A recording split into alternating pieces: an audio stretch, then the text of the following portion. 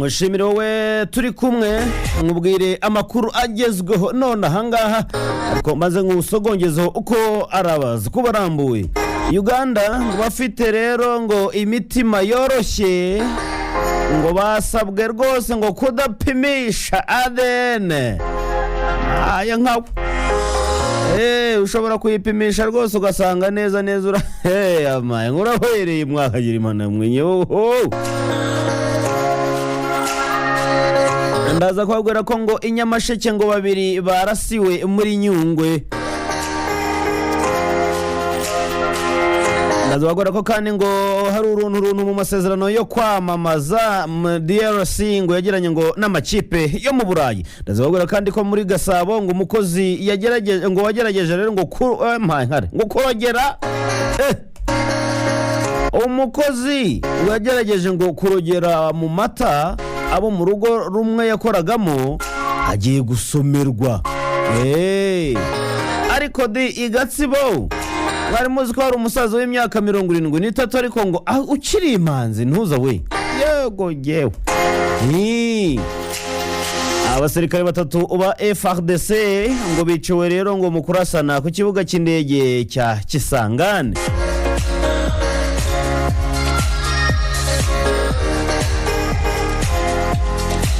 Ngaye nguko rero nandi yose ni mukanya gatoya.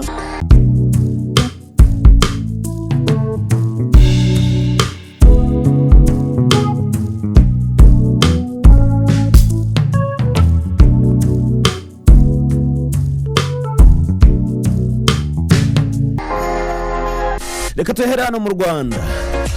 Mu Rwanda rero ngo rwifuza ko ngo nibura ambulance imwe ngizajya iha service abantu 30,000. Minisiteri y'ubuzima yatangaje ko ngo rero hari gukorwa ngo ibishoboka byose kugira ngo mu gihugu hose rwose umuntu uhamagaye imbangukira gutabara imugereho mu gihe gito cyane, ndetse ngo kugeza muri 2029 imwe ngo izaba ishobora guha serivisi abaturage 30,000. Byagarutswe ku itariki 14 Nyakanga 2025 ubwo Minisiteri y'ubuzima rero ngo yisobanuraga ku makosa yagaragaye muri raporo y'umugenzuzi mukuru w'imari ya leta y'umwaka warangiye wa 2024. Umunyamabanga uhoraho muri Minisiteri y'ubuzima Zache Yakaremye yavuze ko rero ngo NST1 ngo intego ngo yari kugera ku mbangukira gutabara imwe ku baturage 40,000. Imibare rero igaragaza ko ngo muri 2022 ngo hari imbangukira gutabara 286 ngo buzikaba zirenze 510. Yakaremye rero yagaragaje ko ngo mu bihe byashize ngo hari ibitaro bimwe ngo byaburaga ngo imbangukira gutabara, maze rero ngo abarwayi nyamara ngo bakabura uko bagera ku bigo nderabuzima. Imbangukira gutabara rero ngo zashyizwemo ikoranabuhanga rya GPS ku buryo rero ngo aho igiye hose izajya igenzurwa. Wa mu mansero ugitwaramo sima biragoye cyane. Umuyobozi w'ishami ry'igenamigambi isuzuma n'imari muri Minisiteri y'ubuzima ni Dr. Mohamed Semakula yavuze ko rero ngo bahuje uburyo ngo bwo guhamagara imbangukira gutabara mu buryo rero ngo zigera ku bantu zidatinze cyane. Ubwo reka dukomeze dutegereze turebe ukuntu bizajya bigenda ibihumbi ko numva ari byinshi mwokagira imana. Ibyaha by'ingengabitekerezo Jenoside ngo byiyongereyeho 8.4% mu minsi 100 yo kwibuka. Urwego rw'igihugu rw'ubugenzacyaha RIB rwatangaje ko ngo ibyaha by'ingengabitekerezo ya Jenoside yakorewe Abatutsi 94 byagaragaye rero ngo mu minsi 100 yo kwibuka ku nshuro 31 ngo byiyongereyeho rero ngo 8.4% ngo ugereranyije n'ibyagaragaye mu gihe nk'icyo umwaka ushize. Kuva ku itariki 7 Mata kugeza ku itariki 3 Nyakanga 2025 ngo mu gihe cyo kwibuka ku nshuro ya 31 RIB rero ngo yakurikiranye amadosiye 253 y'ibyaha by'ingengabitekerezo ya Jenoside ngo ndetse n'ibifitanye isano nayo bikurikiranyweho rero ngo abantu 246 higanjemo abagabo kuko ngo bagize ijanisha rya 73.6% mu gihe rero ngo iry'abagore ari 26.4%. Muri bo rero ngo abagera ku 197 ngo bangana na 80.1% barafashwe barafungwa, abandi 22 rero ngo baracyashakishwa, hanyuma 16 ngo ntibaramenyekana, ngo naho abandi 9 ngo bakurikiranywe badafunze. Abo bantu rero 246 ngo bakurikiranyweho rero ngo ibyo byaha ngo kandi ngo byiganjemo ngo abataragize uruhare muri jenoside yakorewe abatutsi, ngo kuko ngo ari 201 bangana na 81.7%, mu gihe rero 28 bangana na 11.4% ngo aribo rero ngo bayigezemo uruhare, ngo naho abagera kuri 17 bangana na 6.8% ngo nabafite abo mu muryango wabo bagize uruhare muri jenoside yakorewe abatutsi 94. Ikindi bamenya nuko ngo abantu kandi ngo biganjemo ngo abari hagati y'imyaka 31 kugera kuri 47 bagize ijanisha rya 46.7%, naho rero abo mu myaka iri hagati ya 48 na 64 bangana na 24.4%. Urubyiruko ruri hagati y'imyaka 14 na 30 rugize 19.9%. Ibi byose ngo nibyo bakekwaho bose, ngo naho rero ngo bari hejuru y'imyaka 65 bo bagize ijanisha ry'8.9% by'abakekwa bose. Muri ayo madosiye rero 253 ay'ibyaha by'ingengabitekerezo ya jenoside ngo ni menshi cyane, kuko ngo ari 207, mu gihe rero ngo ay'ibyaha bifitanye isano nayo macakubiri ngo ari no guhembera urwango ni amadosiye 46 yonyine. Ntabwo biba byoroshye. Bantu mugifite ingengabitekerezo mu mitima yanyu, nyabuneka nimugire gutya muyiveho, nta kintu byamara rwose, ndababwiza ukuri. Ariko ngo abagera kuri 30% ngo y'abafite virusi itera sida hano mu Rwanda ngo bari hejuru y'imyaka 50. Si bo bari bazi se inuza? Minisiteri y'ubuzima yatangaje ko ngo imbaraga ngo zashyizwe mu kwita ku bafite virusi itera sida hano mu Rwanda, izo mbaraga ngo zigenda zitanga umusaruro, kuko ngo uyu mwaka wa 2025 ngo abayifite bari hejuru y'imyaka 50 ngo bagera kuri 30% y'abayifite bose.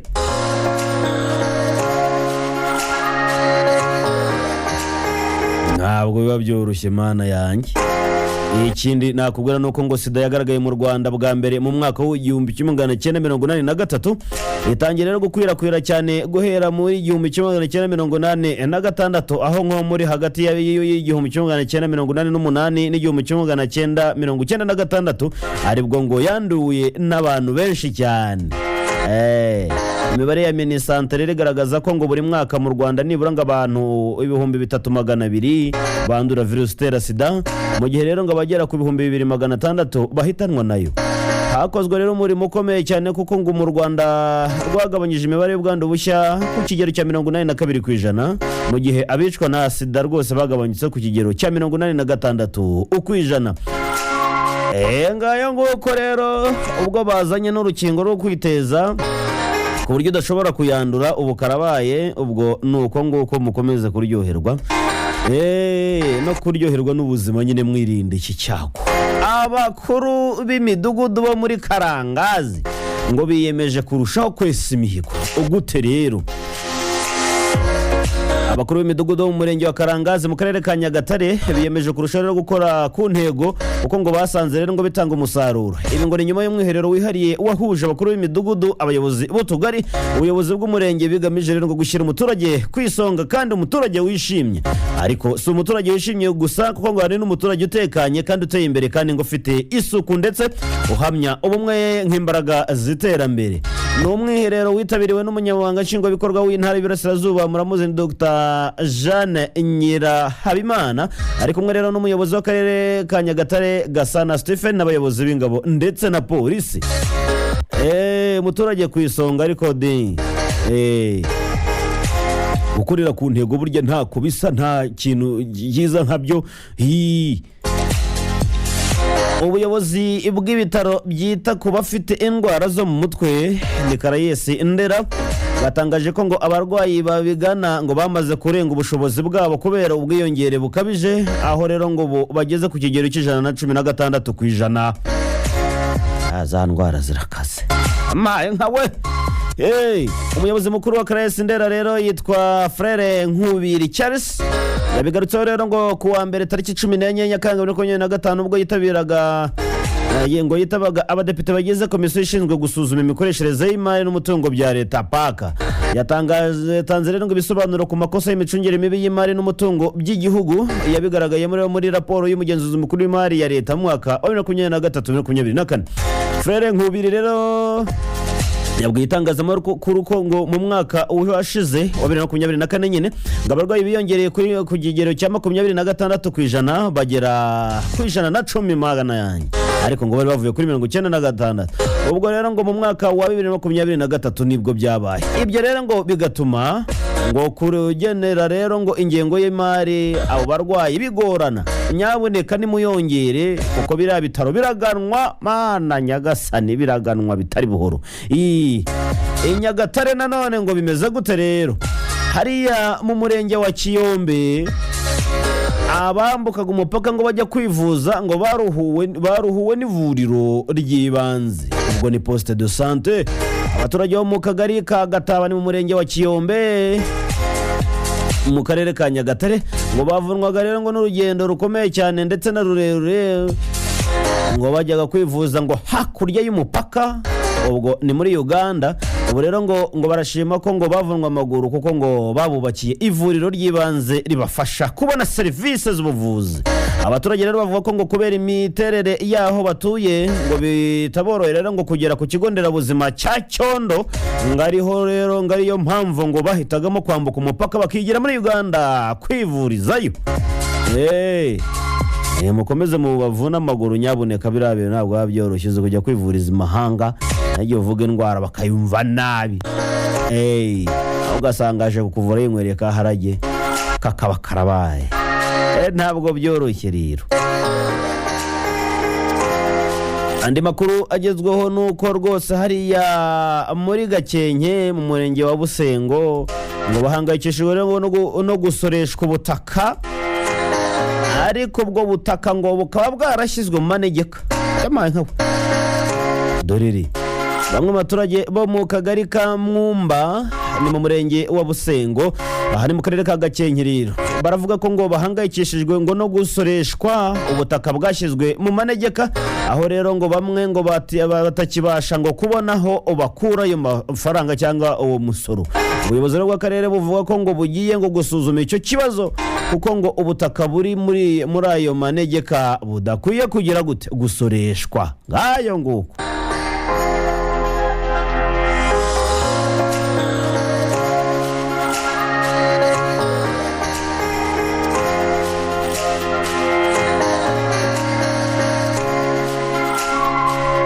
Ibintu bikomeje kugorana. Hanyuma muri Uganda ngo abafite imitima ngo yoroshye basabwe rero kutajya gupimisha ADN.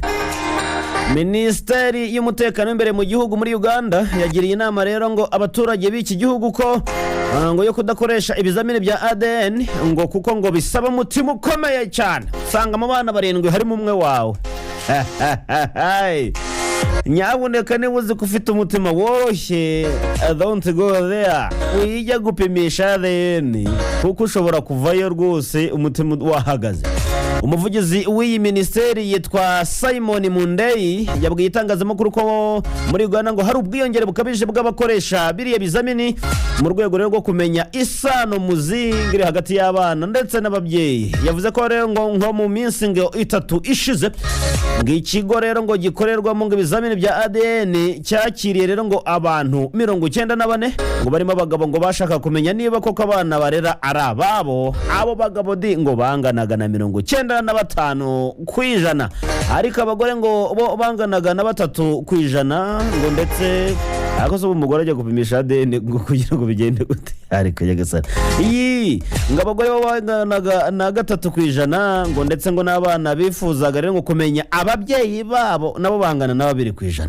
Ako n'abana sakandi cyose ngira ngo ubu ufite ikibazo n'umugabo, ariko nyagasani Yesu n'umwami.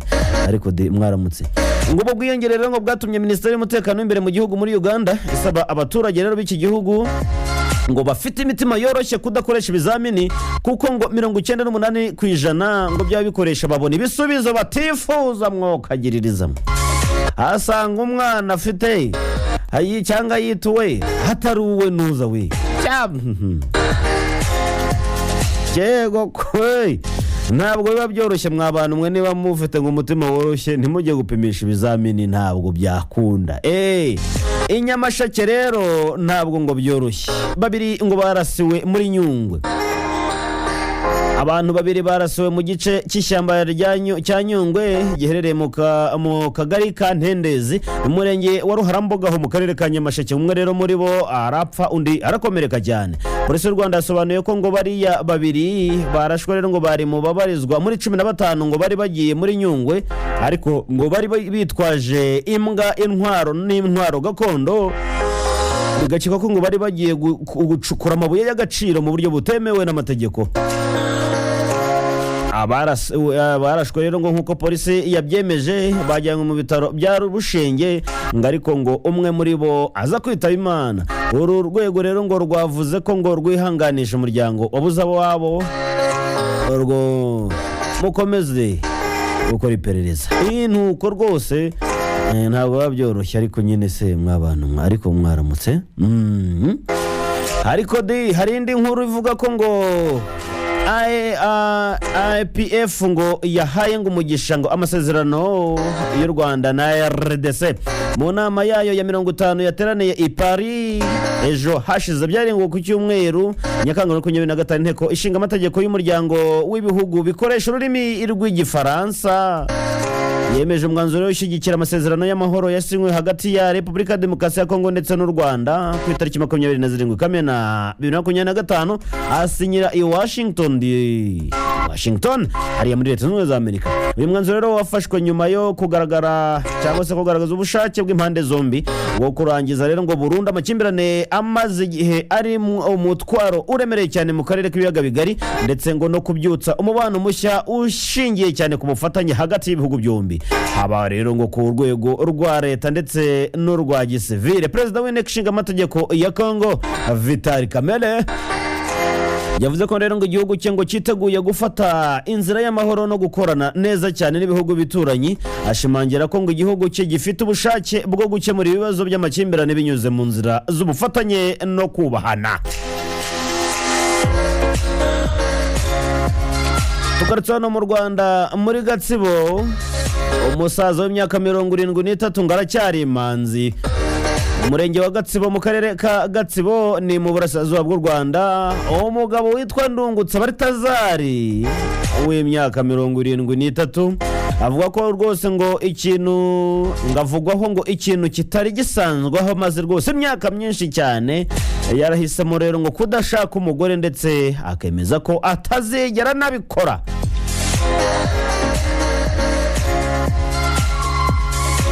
Ntabwo ashaka kongura umuryango, nta nubwo biba byoroshye mw'abantu mwe. Uruntu mu masezerano yo kwamamaza DRC ngo yagiranye ngo n'amakipe yo mu Burayi. Mu byo rero ngo umunyamakuru w'umufaransa Romario Morina avuga ngo ko ari kumwe rero ngo mu gusesagura ngo amafaranga menshi cyane ya leta ya Kongo, cyane cyane ngo mufite isano rero ngo na siporo, ngo kubaho rwose muri Repubulika ya Demokarasi ya Kongo. Ndetse ko nta n'amakipe mugera akomeye, ubundi ayo madolari muratanga yiki? Amakipe mu Burayi rero ngo ni AS Monaco, AS Milan ndetse na FC Barcelona bagiranye amasezerano ya miliyari ego ko katashyire mu madolari ni miliyoni 25 z'amadolari ya Amerika ngo ku mwaka niyo bazajya batanga muri ariya makipe. Ngo nta nimwe rero ngo irambara amagambo yamamaza iki gihugu. Baracyamamaza gute kandi kiri mu ntambara? Intego rero ngo yavuzwe ngo hari kumenyekanisha cyangwa kumenyesha intero ya Uganda kada yo muri Kongo, ngo ariko ngo biragoye cyane, haracyarimo ibihato. Reka dukomeze twumve.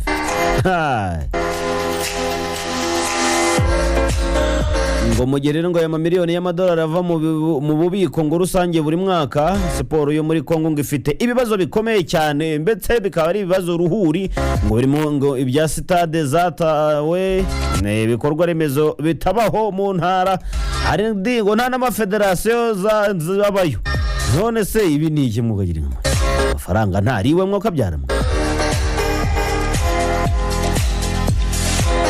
ntabwo biba byoroshye hano rero mu mujyi wa Kigali mu karere ka Gasabo ngo umukozi wagerageje ngo kurogera mu mata abo mu rugo rumwe ngo yakoragamo ngo agiye gusomerwa. Urukiko rwisumbuye rwa Gasabo rero rwaburanishije urubanza ruregwamo ngo umukobwa wakoraga akazi ko mu rugo wagerageje kuroga abantu bo mu rugo rumwe yakoragamo abashyiriye uburozi mu mata, aho rero ngo biteganyije ko ngo azasomerwa mu mpera z'iki cyumweru gitaha. Icyaha rero ngo akurikiranyweho cyakozwe ku itariki 7 Gicurasi 2025 maze agikora mu karere ka Bugesera umurenge wa Nyamata akagari ka Maranyundo. Ubwo rero ngo uyu mukobwa ngo wari umaze imyaka 3 akora muri urwo rugo ngo yashyize ngo umuti woza inka awushyira mu mata ngo abo muri urwo rugo maze baze kuyanywa maze bose bapfe, maze nyumvire rwose. Uyu mukobwa rero nk'uko tubikesha ubushinjacyaha bukuru avuga ko ngo yaragambiriye rero ko abo muri urwo rugo ngo bashegeshwa ngo n'uwo muti akabona rero ngo uko abiba. Mu rukiko yemeye icyaha asobanura ko rwose yicuza ibyo yakoze akaba nabisabira imbabazi ko atazongera no kubikora rwose mwuka byaramwe.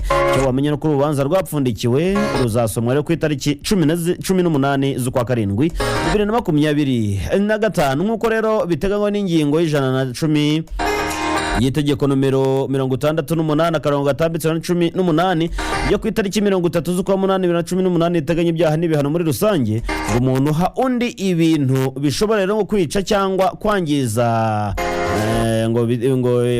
ngo hahitanywe rero ngo ubuzima hakoreshejwe ibyo bintu nyine yamuhaye ngo yo abihamijwe n'urukiko ngo ahanishwe igifungo cya burundu. Ningiye data we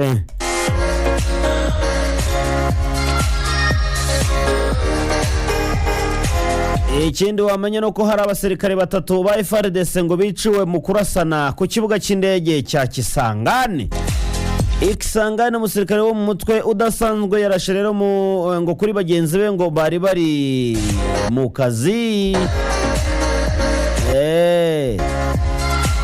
ariko hari bari ku kibuga cy'indege mpuzamahanga cya Bangboka yariya mu gitondo yabarashe.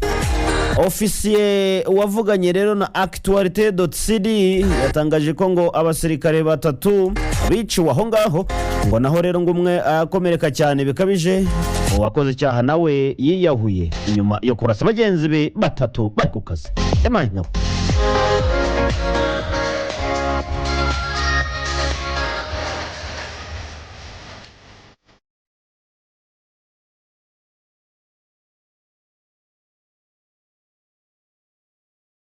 ikindi wamenye no ko muri USA muri leta zunze ubumwe za Amerika nyine abantu 9 bakongokeye rero ngo mu macumbi y'abageze mu zabukuru bakongoka barashya bari mu macumbi y'abafite zabukuru ngo n'abantu 9 ngo nibo bamaze rero kumenyekana ko ngo baguye mu nkongi y'umuriro cyane cyane iyo nkongi ngo yibasiye amacumbi y'abageze mu zabukuru.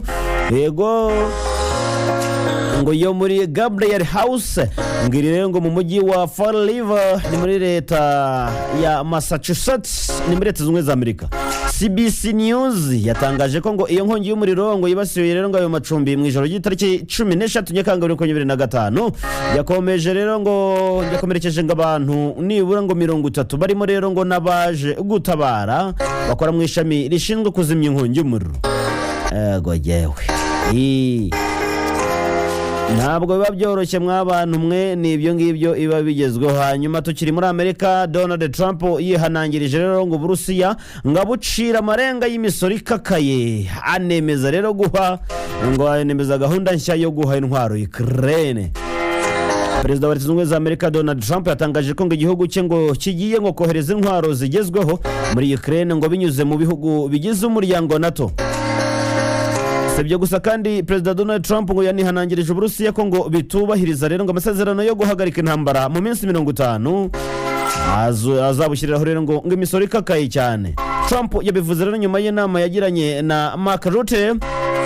Uyu rero muramuzi n'umunyamabanga mukuru wa NATO mushya ariko babere hariya ikiganiro cyabere hari i Washington. Mu kiganiro n'abanyamakuru Trump yagize ati dushaka ko ngo Ukraine ibasha gukora ibyo ishaka idafite imbogamizi n'imwe. turakomeza natwe turategereza turebe ukuntu bizagenda mw'abantu mwe, ariko nta nubwo biba byoroshye ngaye nguko. Ikindi wamenya nuko ngo mu rwego rwo kwigira gute kwishimira gatanya ngo yiyuhagiye amata, abura kuyanywera yiyuhagira.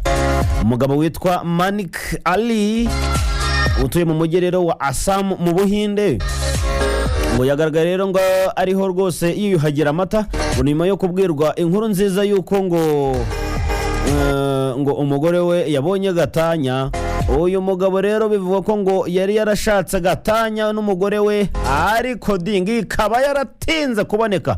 Ubwo rero yabwirwaga rero n'umwunganizi we ko ngo gatanya yabonetse mu rwego rwo kwishimira ibyo ngibyo, yateruye rwose indobo yuzuye amata arayiyuhagira mu rwego rwo kubyishimira. Ngaye nguko, reka ngushimire wowe twabanye, nkwifurije gusaza udasabirije kandi Uwiteka akumwenyurire, akumwenyurire, akumwenyurire.